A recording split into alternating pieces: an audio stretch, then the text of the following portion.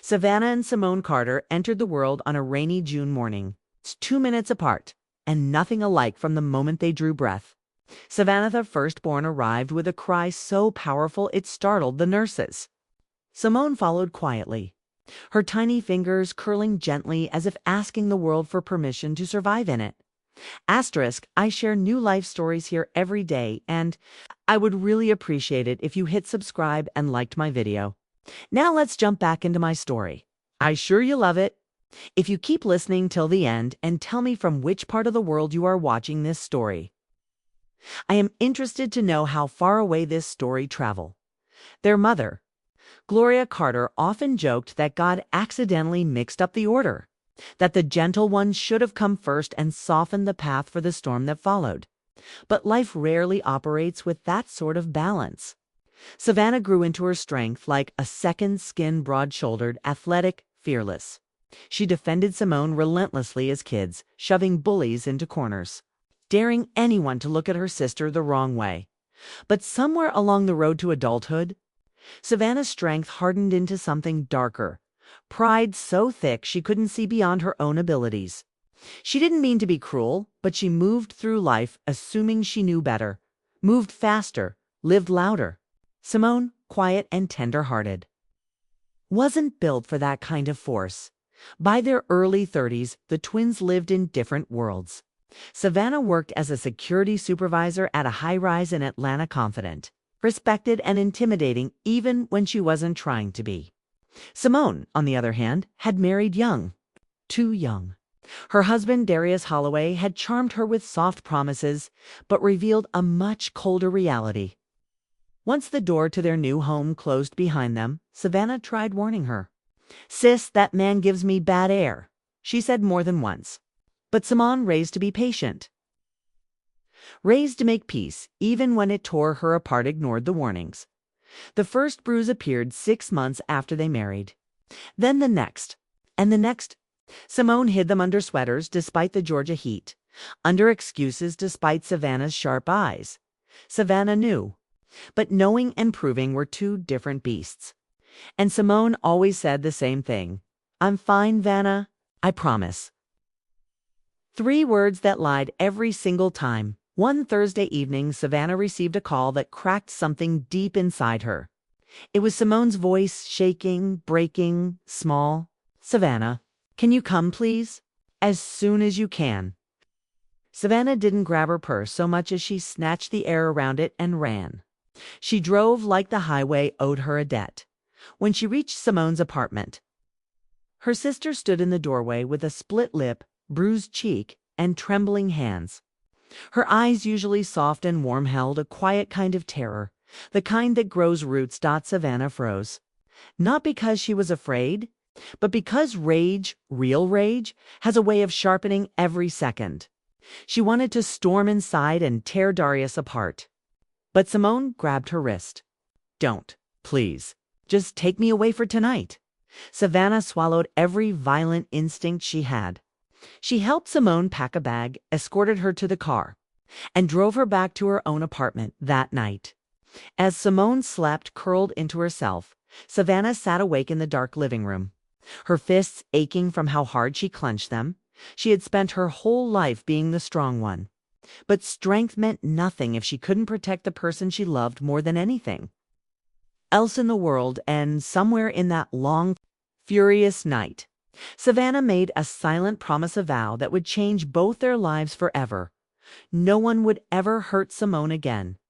Not while Savannah Carter still breathed. Savannah woke early the next morning, stiff from the couch, but alert the moment she heard movement from the guest room. She moved quietly to the doorway and found Simone sitting at the edge of the bed, fingers twisting the blanket, eyes swollen from a night of tears she hadn't let Savannah see. "Morning, sis," Savannah said softly. Simone flinched at the sound of her voice. Not from fear, just from being on edge, jumpy, exhausted. "Morning," she whispered. Savannah stepped closer. "Let me see." Simone hesitated, then brushed her braids behind her ear, revealing the bruise blooming along her jawline. The sight made Savannah's chest tighten until she could barely breathe. "How long has it been this bad?" Savannah asked. Simone stared at the floor. Longer than I want to admit. Why didn't you tell me? Because you always fight. Savannah, Simone said, her voice trembling.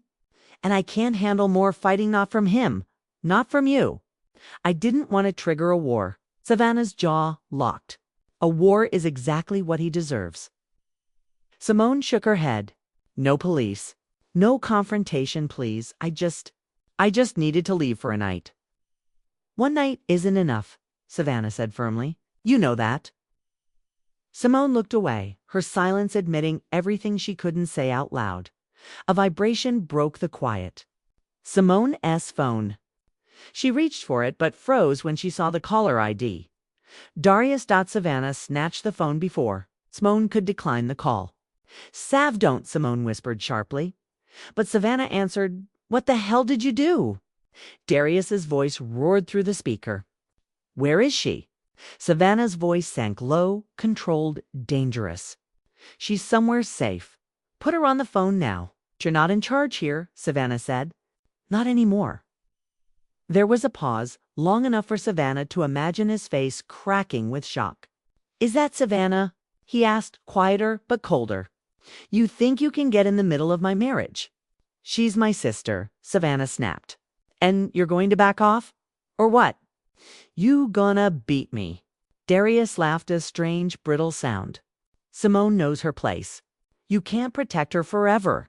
Watch me, Savannah said, then hung up. Simone buried her face in her hands. Why did you do that? He's going to lose his mind. Already lost it, Savannah said. I'm not letting him drag you down with him. Simone's shoulders sagged. You don't understand, Savannah. Leaving him. It's not simple. He controls everything. The bank accounts, the lease, even my car key. He keeps it hidden. And if I stop replying, he shows up at my job. Savannah sat beside her. Then you'll stay here. I'll help you start over. Simone hesitated before leaning into Savannah, resting her head against her shoulder like she used to when they were kids. I want to believe that's possible, she whispered. It is, Savannah said, though she wasn't sure how. We're going to figure this out. But as much as Savannah wanted to save Simone, she also knew her sister's fear ran deeper than a single night away. Shame, guilt, confusion. They wrapped around Simone like chains she didn't know how to unlock. Later that afternoon, while Simone showered, Savannah sat at the kitchen table replaying Darius's voice in her mind. The arrogance, the entitlement, the certainty that Simone belonged to him. Savannah tapped her fingers restlessly. Talking wasn't going to fix this. Not when Darius believed he owned Simone's. Silence. There had to be a way to break him. Without Simone getting hurt, a way to turn his own behavior against him, a way to make him fear what he'd built his life on. Control. As the idea formed, Savannah felt her heartbeat steady. It was risky, reckless, maybe even dangerous. But for Simone, she would do anything, even if it meant stepping into Darius's world herself, even if it meant becoming the storm he never saw coming. Savannah didn't speak her plan aloud at first.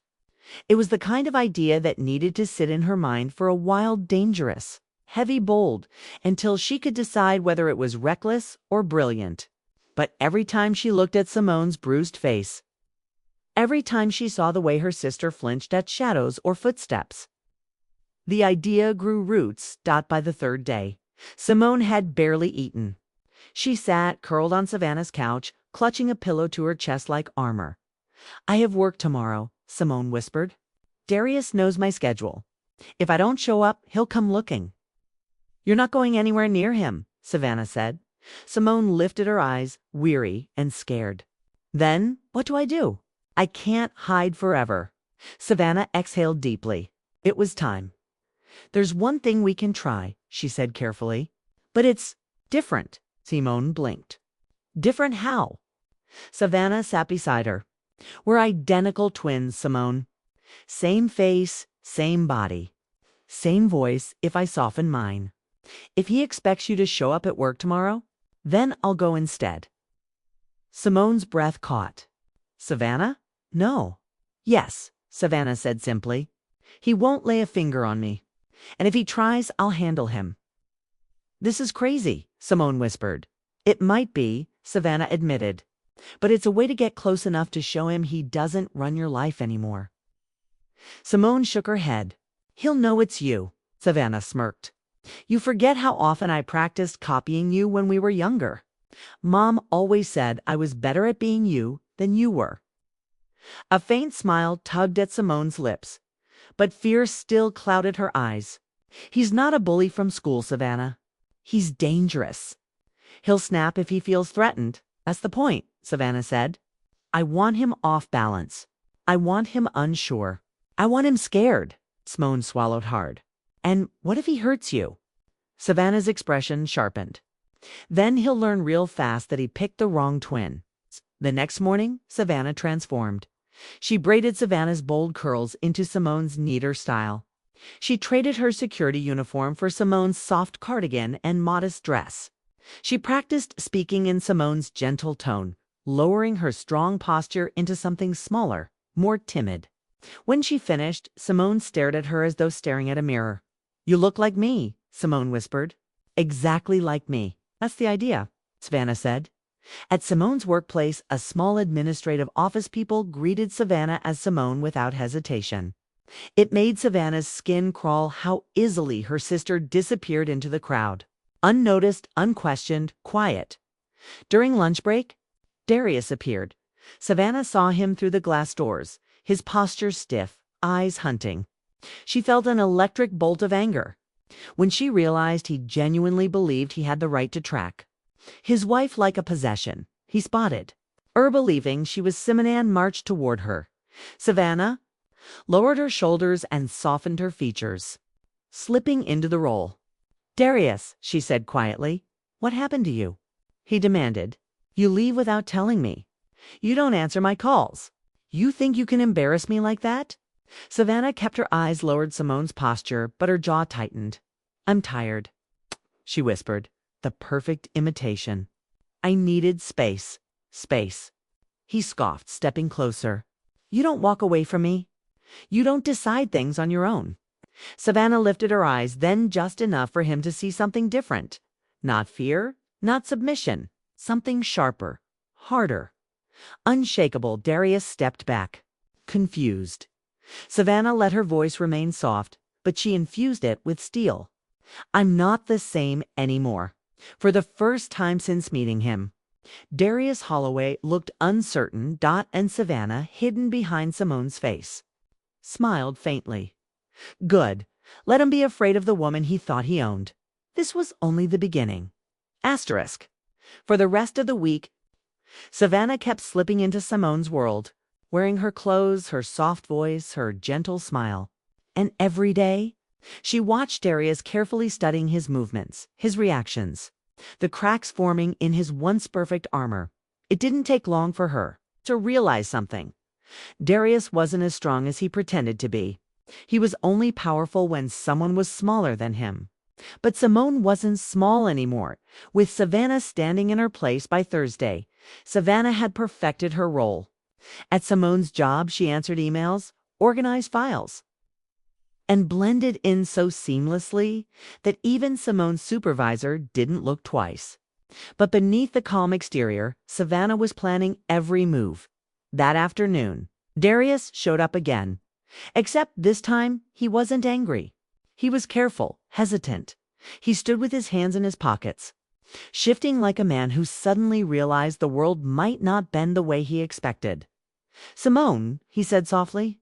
Approaching her outside the office, Savannah kept her posture small. You shouldn't be here, Darius. I'm checking on you. His eyes scanned her face, searching for something. You've been talking different, acting different. Savannah raised a hand to her cheek, imitating Simone's nervous habit. People can change. Not you, he muttered almost to himself. You've always listened. You've always known what I expect. Savannah leaned closer, still soft, still gentle. Maybe I'm tired of being what you expect. The look on his face, shock slipping into fear, almost made Savannah smile. Darius swallowed. Come home tonight. We'll talk. I can fix this. Savannah stepped around him. No, not today. A flicker of rage lit his eyes, but he forced it down. The shift was small, but Savannah saw it. The beginning of a man losing grip on his favorite puppet. That evening, Savannah drove home to Simone, who sat on the couch hugging a cup of tea. She looked healthier, still fragile, but breathing easier than she had in months. How was it today? Simone asked quietly. Savannah sat beside her. He's cracking. He doesn't understand what's happening. Simone's eyes glistened. He'll get violent if he feels cornered. That's why we're doing this slowly, Savannah said. We chip at him. Break him piece by piece until he can't hurt you anymore. Simone hesitated. And if he comes after me instead of you? Savannah touched her hand gently. He won't get close enough. Over the next several days, Savannah intensified her plan. Each time she went to Simone's job, she made small, strategic moves. She recorded Darius's unexpected visits.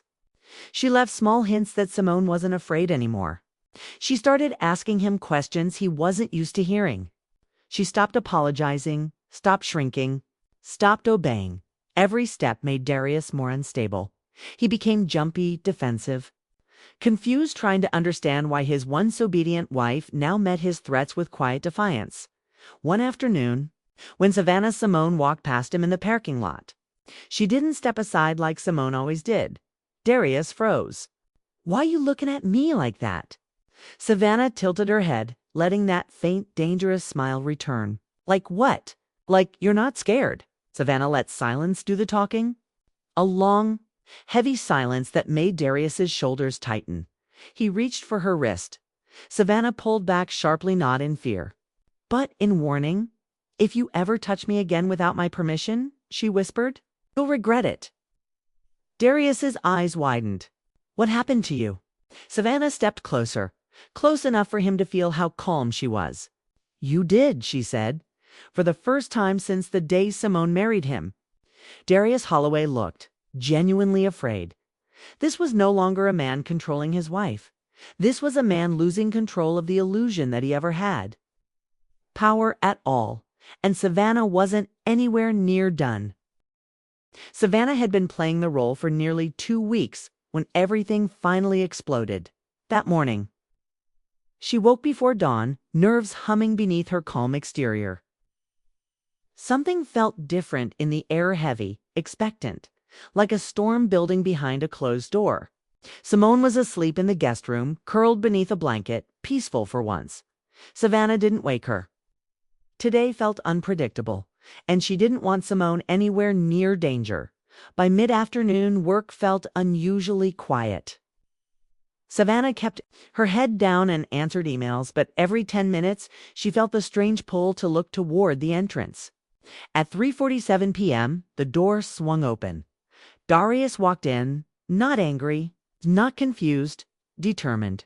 Savannah's heart beat once hard, but she kept her face soft, Simone-like. Darius, she whispered. He didn't step closer. Instead, he stared at her with a strange, assessing glare. Something's off, he said. I've been trying to figure it out. Savannah remained quiet. You walk different, he continued slowly. You talk different, even the way you breathe off. She swallowed. People change. No, he said firmly. Not overnight, not like this. Savannah stood. Let's step outside. He nodded stiffly. Once in the parking lot, Darius stopped and turned to her sharply. Who are you? Savannah blinked. Darius, it's me. No, he shouted. You ain't Simone. Not the woman I married. Not the woman who used to apologize for everything. You look like her, but you're not her. Savannah's pulse slowed. The truth was drifting too close. Before she could respond, Darius lunged, grabbing her wrist hard enough to leave a mark. She twisted out of his grip with a practiced motion, too practiced. Unlike Simone. Darius froze. Then his eyes widened in horrifying clarity. You're the sister, he breathed. Savannah. The world held still. Savannah's expression shifted from gentle to cold in an instant. Let go of me, Darius. His face twisted with rage. You think you can play with me? Pretend to be my wife? You think you can walk into my life and you walked into hers with your fists, Savannah snapped. I walked into yours with a warning. Darius stepped closer, voice low and shaking with fury. Where's Simone? Safe? Away from you. He grabbed her arm again, but this time Savannah didn't pull back. She pushed forward, using his weight against him. He stumbled, slamming into the side of a parked car. Before he could recover, Savannah stood inches from him, her voice iced. You're done hurting her? He laughed, wild and broken. You think anyone's going to believe you? Do you think your little act changes anything? I own that marriage. I own you own nothing, Savannah cut in. She reached into her purse and pulled out her phone. One tap-handed dozen videos. Popped up Darius's face, BLANCHED, every secret recording, every threat, every slip of control he'd shown when thinking he was talking to Simone. You recorded me, he whispered. Savannah nodded. Every word. Rage overtook fear. He lunged, but before Savannah could react, another voice cried out, Savannah! Simone! She had come anyway.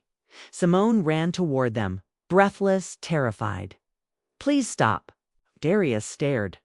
Between them, horror dawning on his face as he saw the two identical women standing side by side, the truth undeniable. You, he stammered at Simone. You let her do this? Did you let her pretend to be you? Simone's hands trembled, but her voice found strength. I let her protect me because you never did. Yes. Lunged whether at Simone or Savannah, neither twin knew. But Savannah moved first, pushing Simone behind her and taking the full force of his attack. They slammed to the ground, struggling violently. Savannah fought with controlled fury, pinning his arm, twisting until he screamed. Neighbors across the lot shouted and began calling the police. Simone, shaking but determined, stepped forward. Savannah, stop. Savannah froze, breathing hard, eyes burning with rage. Simone knelt beside her. He's done. Let the police take him. And for the first time in years, Darius Holloway looked small. Powerless, finished, sirens wailed in the distance, growing louder. The truth was out now, completely, irrevocably, and nothing would ever be the same again. The police arrived within minutes, lights flashing across the parking lot, reflecting off the stunned faces of the people who had witnessed the struggle. Officers separated everyone quickly to guiding Savannah to one side, another stepping between Simone and the trembling figure of Darius Holloway. Darius tried to rise, but the officer's firm hand pushed him back to the asphalt. Stay down, sir. You don't understand. Darius yelled, his voice cracking as panic overtook anger. These women, they tricked me. They set me up. Savannah wiped blood from her lip, her breath steadying. We didn't set you up. We exposed you. Simone stood a few steps behind her sister, shaking but upright. Her eyes glistened with quiet courage as she finally looked at Darius, not with fear, but with finality. One officer approached Simone gently. Ma'am, do you want to make a statement? Simone's lips parted, but no sound came out. Her throat tightened. For years, she had been conditioned to stay silent, to endure, to obey. The words felt stuck behind every bruise Darius had ever given her.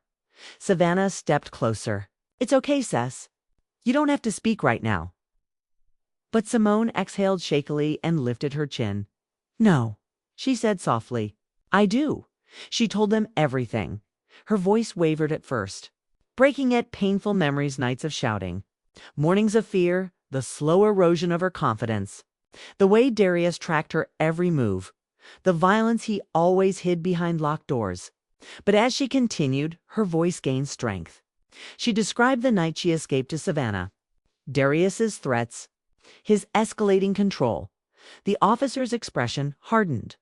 This was no longer just a domestic argument. This was a pattern. A crime. Darius lunged again, furious. Simone, you liar. You exaggerate everything. You wanted me to look like the villain, sir? The officer barked, pushing him back. You're under arrest for assault and domestic violence. Handcuffs clicked. Darius's eyes widened in disbelief. then rage. "Simone, you can't do this. I'm your husband." Simone wiped a tear. "Not anymore." As officers dragged him toward the patrol car, Darius kept shouting, "This isn't over. You'll regret this. Both of you." But his voice faded behind the closing door. The parking lot grew quiet. Just the distant hum of traffic. Just the two sisters standing under the sharp afternoon sun, breathing the same air but feeling completely different worlds. Savannah placed a hand on Simone's shoulder. "It's over." Simone didn't collapse note this time. Instead, she took a long, steady breath. "No," she whispered. "It's beginning." In the weeks that followed, Simone filed for a restraining order, secured new housing, and quietly resigned from her job to start somewhere fresh. Therapy sessions became part of her routine. The bruises faded. The trembling stopped.